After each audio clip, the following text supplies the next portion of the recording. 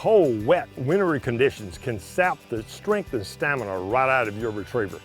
He's using all his body energy just to stay warm. The rule here is to keep your dog high and dry. Let's look at a few ideas. Deke is sporting a thermal vest that's going to get wet.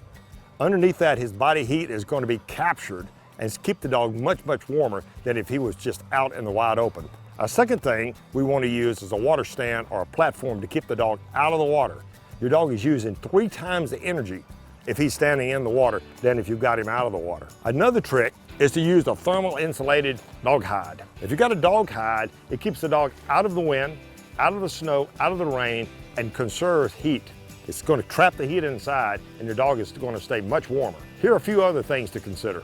In this scenario, we're working 2 dogs with 2 bumpers on the water, practicing the dogs leaving the hides and coming back to delivery. We want the dogs to remain still and quiet until released on the retrieve. The hide provides a bit of camouflage for the dog while on the hunt, but it also provides really good insulation. Coffin blinds certainly can hide the hunter. Some hunters like to put the dogs inside the coffin blinds or layout blinds with them. This can create a safety issue, so it should be well practiced before actually put into the field.